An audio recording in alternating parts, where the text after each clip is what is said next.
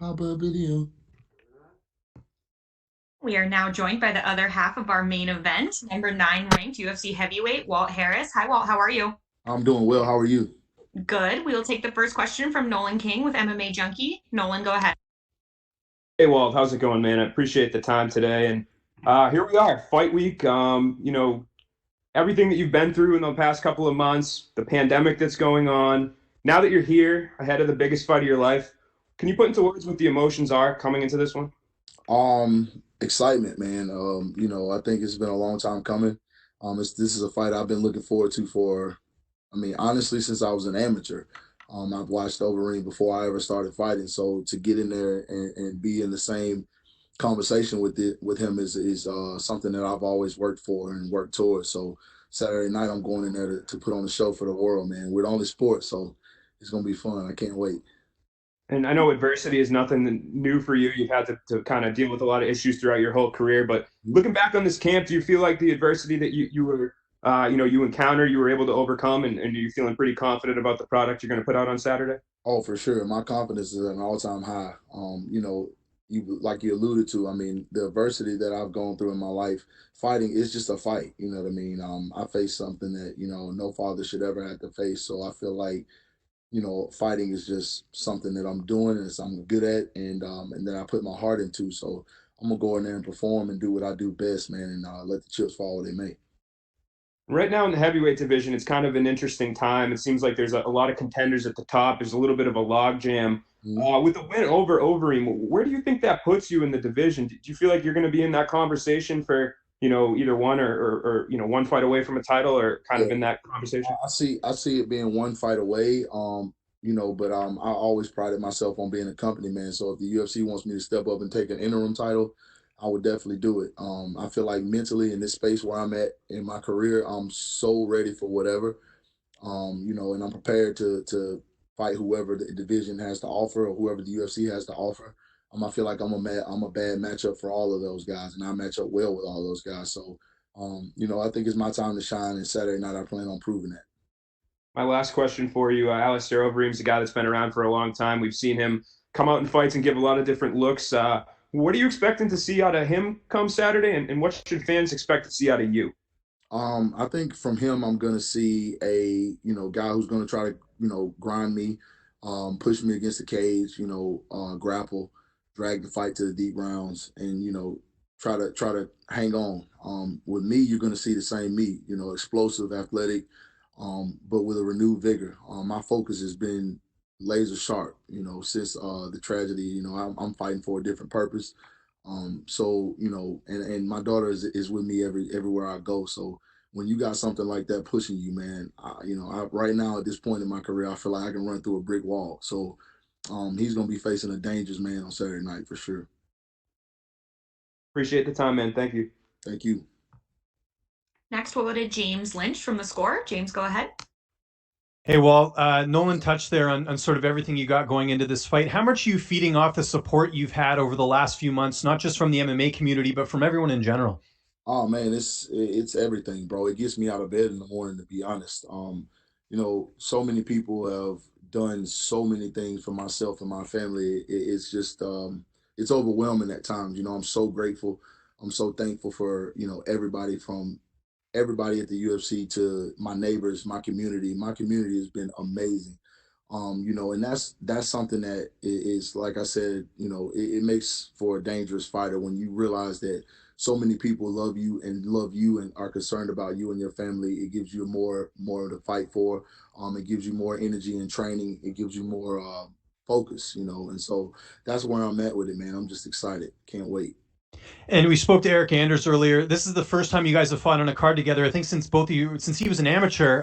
What does it mean to be a part of this big card, be the main event, and also have Eric there right with you?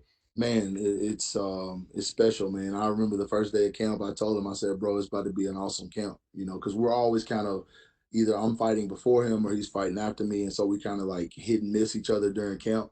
But we spent every day together, and we've always been close. So it's really special to be able to fight on a card with him and be the headliner. It's something that I've always dreamed of being. In the UFC, being a headliner, being a main event, and to have my little brother on the car with me is extra motivation because that dude works so hard, So he pushes me, and it's just I got to prove something to him too. So I want to make him proud as well. And both of you spent some time at Extreme Couture earlier this year. How much of a benefit was that heading into a big fight like this? Oh man, it's dope. Coach Eric Nixie is just he's my boy. So when we go out there, it's all love. It's just like being at home. It's just with a bunch more guys who got the same, mindset and the same motivation as you. So when we are in Vegas, we're working 110%, just like we're at home, man. It's awesome. It's really good. It's highly unlikely this fight goes the distance. I think there's going to be a finish here. If you do get that knockout victory, and Nolan sort of touched on it there, do you feel like that puts you in the title picture right now, or at least close to it, just because that would be 5-fight unbeaten streak for you right now? Yeah, I definitely feel like a win over Overeem is going to thrust me in the conversation for sure. I think people have been clamoring for it. There's certain people that my name gets tossed around on social media and different outlets with. So I think it's I'm at that time now. It's time to make those fights happen. So a win over Overeem definitely puts me in the conversation. Two quick ones for me. How much are you missing hockey right now? Bro, James, bro, I'm sick right now, man. The last hockey game I went to was in DC, and I had a blast. I got to meet Ovechkin, and it was just like the highlight of my life, man. So I'm struggling right now. I've been watching a lot of old games, a lot of old Penguins games. That's cool. What was it like meeting Ovechkin? Did he give you any advice or anything? I mean, we're talking about a Stanley Cup champion here. Yeah, I mean, he just kind of like I'm gonna be honest, I'm gonna be candid right now. My knees buckled when he walked in. I was turned around. I was talking to Tom. What's his name? I forget. I'm sorry, but I was talking to him. We were hanging out in the locker room. He was showing me all the lockers and stuff like that. And Ovechkin walked up and tapped me on my shoulder with a jersey with my name on it. And bro, my knees buckled. I was like, oh my god, like I freaked out. He thought it was super dope because I knew who he was. I was telling him about all these different games. We just kind of chopped it up, talked hockey, and it was pretty cool, man. I got to meet all of them. Nicholas Backstrom, everybody, man. It was dope. And last question, that TikTok video with you and Eric Anders playing Rock'em Sock'em, how much money did you win from him? I think I hit for like 250. Excellent. That's good, Walt. Enjoy ya. Of course, I didn't keep any of that. That was all prop money. That was like a little pot everybody threw at somebody. I didn't get to keep it. Best of luck on Saturday, Walt. Thanks for the time. Hey, Jay.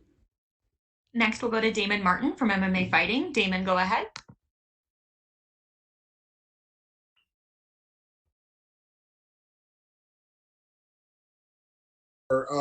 And Dana White talked about it yesterday about the emotion going into a fight like this. The entire world is kind of behind you going into this fight for obvious reasons. But how do you balance that emotion? Because at the end of the day, this is a fight. I mean, you got to go out and fight one of the greatest heavyweights of all time. Like, how do you balance that in your head? I'm a pretty even keel guy. I've been competing my whole life. When it comes to athletics, it's just something that I do. I have a switch. I know how to control those emotions based on the fact that it like you said, it's a fight. And I alluded to it earlier. I've been through so much in my life that I prepared for this. This is what I'm here to do. So I'll be 110% focused. And I think the no crowd actually is a benefit in this situation because there's no outside distractions. Especially this week, I've been kind of isolated. I've been with my team, and we just been focusing on making sure I'm primed and ready for Saturday night. You mentioned it in terms of like the entire world kind of feels behind you, and you felt that over these past few months. What has that meant to you to kind of? I mean, you've always been a fan favorite guy, anyways, in your career, but just because obviously stylistically you have a very fan favorite style, but the support you've been showing on in this fight, what has that meant to you? It means everything, man. It's overwhelming to think that so many people are sharing their love, whether it be through social media text or phone text or people popping and stopping by the house with gifts or food and things like that, man. It means so much to know that people are behind you and that they're proud of you and that they're supporting you. It gives you incentive that you're doing the right things and incentive to keep doing the right things and be a role model. You mentioned it earlier. Overeem, we know him, as a very dominant striker in his own right, but we have seen him grind guys out. He was doing it very well to Jairzinho Rozenstruik before he got caught in that fifth round. Mm-hmm. Obviously, you've got a ton of first round finishes, but how confident are you going into those deeper rounds? This does go into round 4 and 5. Oh, super confident. My coach Chris Conley has put me through the ringer this camp. He's made sure I'm prepared in every facet of the game. We've worked every angle, every aspect.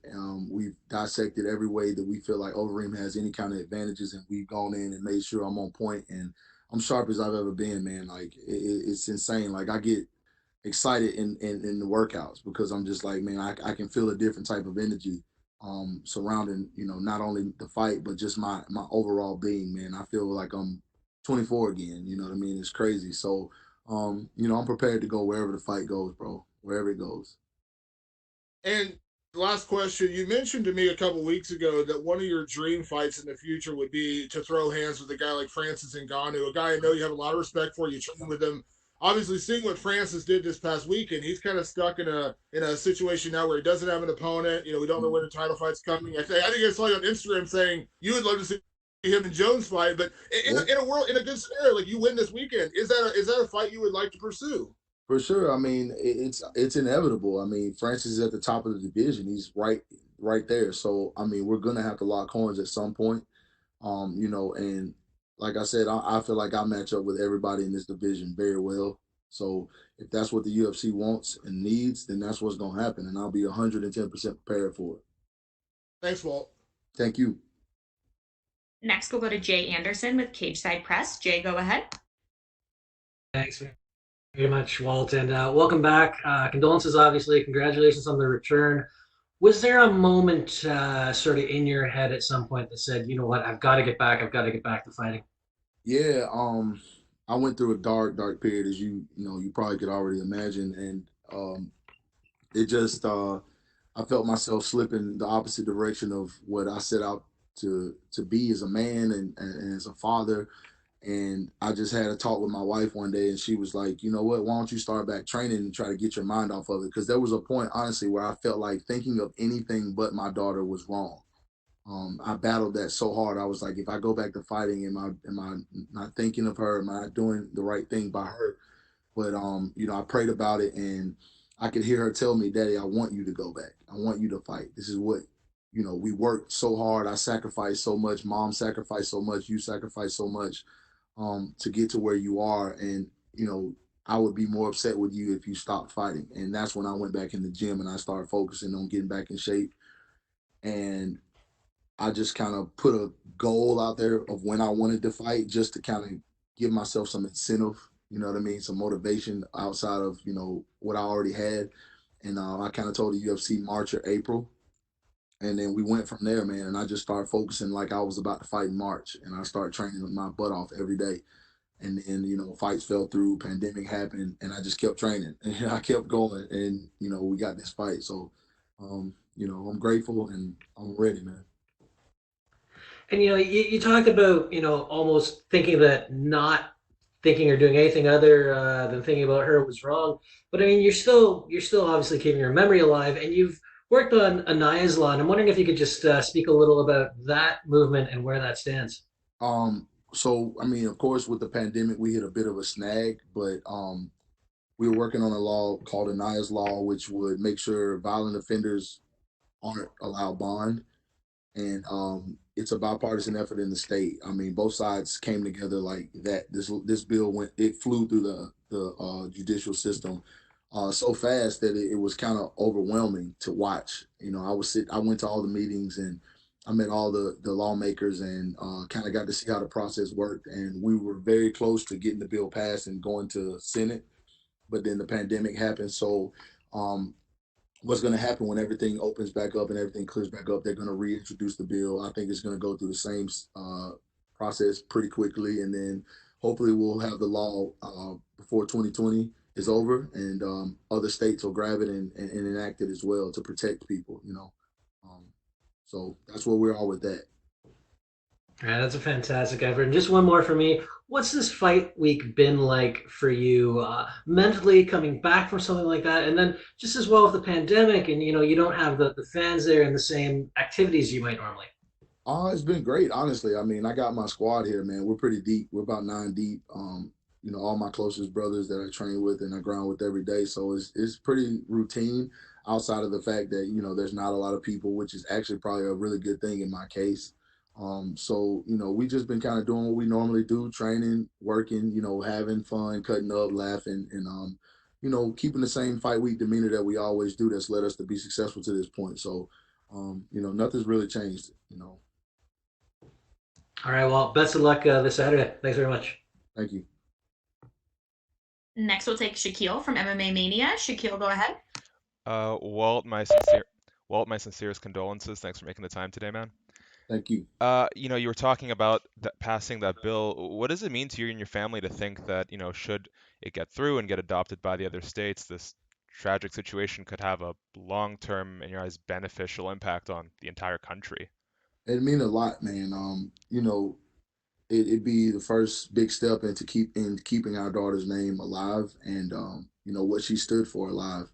We're working on so many different things in her honor, but the bill will be the capstone, for everything. It mean protecting people. That's just ultimately what our society should be based on. We should feel protected and not be afraid to live freely. And I think that especially in females' cases, I think they need to be protected and have understanding of how to be safe. And so we're working on a lot of different things in that arena to make sure other people don't face the tragedy and the devastation that we faced. And last thing on your daughter, the preliminary hearing got pushed back a couple times, and now with the COVID pandemic, how frustrating has that part been? And do you think it's going to go through on June 3rd at this rate? Um, I'm praying and staying hopeful that it will. It's been super stressful, just to kind of have justice delayed this way. But I'm a firm believer that God does everything for a reason, and there's a silver lining in this. He ain't going anywhere, so we just have to wait it out and stay diligent and just keep making sure we're staying focused on uh, keeping her in the forefront. That's just mainly what me and my wife are focusing on, and our team back home is just making sure we're doing all the things we need to do as parents on our end to make sure, people don't forget about her. Well, thank you for your candor. To talk about the fight a little bit, there's this idea with heavyweights, especially the older heavyweights, Overeem, Arlovsky, they get quote unquote chinny, they're washed, they can't handle it. And then, Arlovsky comes back and wins. Overeem wins 24 minutes and 59 seconds of his last fight. What do you think is the biggest misconception that people have about the heavyweight division?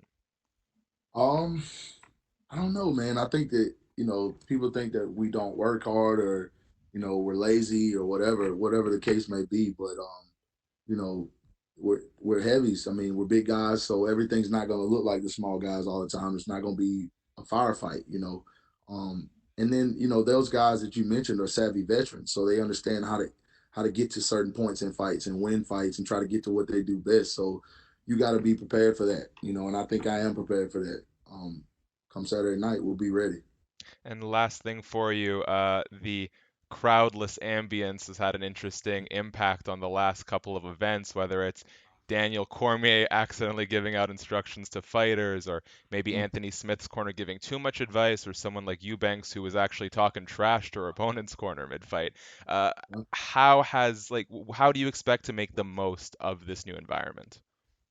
Um, I'm just gonna soak it all in, man, and just find that peace in it. You know what I mean? I think that when you take the negatives out of things and accentuate the positive, that's when you shine. So that's just my always been my mentality. It's always the way I think. So I'm gonna think of it as me being on the prelims. You know what I mean? And I will go in there and I will do my job and I'm gonna come out of there with that W. Okay, Walt, thank you. Best luck on your fight and well wishes to you and your family. Thank you. All right, and lastly, we'll go to Alistair Bishop from MMA Republic in South Africa. Alistair, go ahead. My name's Alistair. I don't know if I want to talk to you, bro. Why? Don't be like that. Your name's Alistair, bro. I'm just kidding. All the way from South Africa. How are you, sir? Thank you, brother. Thank you. Good. Fantastic. Condolences, firstly, to you and your family, man. And hopefully, you've got a good night ahead of you to really stamp your authority back on the division. Yes, sir. So, what I really want to ask you is, obviously, we just saw Francis Ngannou put on a massive display. Obviously, being an African brother, that's who we're really watching back from South Africa. But I want to ask you, where do you think you fit into the picture here now with Curtis Blades, Francis Ngannou, and yourself if you get a win? Obviously, not looking past Alistair Overeem. Just where do you see yourself in that picture? I feel like I belong in conversation with all those guys. I feel like I'm one of the most talented heavyweights in the entire division. And I feel like, when I went over Alistair, it's going to thrust me right there in the middle of all of that. And I'm prepared to fight any one of those guys you name. I feel like, it's my time to be in that conversation. I've worked hard. I've been through a lot in my career, ups and downs, battled adversity. So I think it's my time to shine, man, and show the world what I'm truly capable of. I'm hitting my prime right now, so I'm excited. Fantastic. And looking up the division, watching a guy like Francis Ngannou put on a display like he did, what are your initial thoughts to that kind of a display? It's impressive, man. I mean, I called it, to be honest. I feel like Francis I trained with him. I mean, the dude's a monster, man. He's huge. And, he's got a lot to prove himself. I mean, he was off for 19 months. So I kind of saw him coming into that fight very aggressive and looking to finish fast and prove a point. And he did exactly that, man. So big ups to Francis, man. I'm cool with his whole team. So, that's just, it was awesome to watch, honestly. Awesome. Looking at Alistair Overeem and the style of fight he's been adopting lately, as he's gotten on his career, when fans watch heavyweights, obviously they want to see the big knockouts, and that doesn't always come.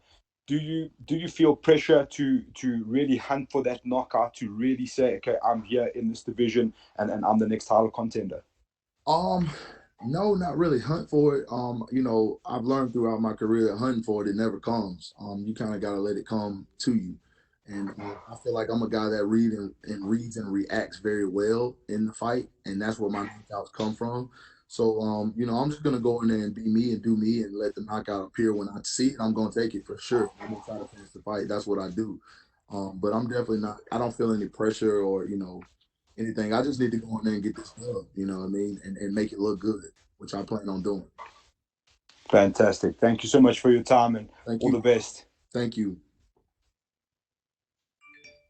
All right, well, that's it. You are all set. Thank you so much. Thank you.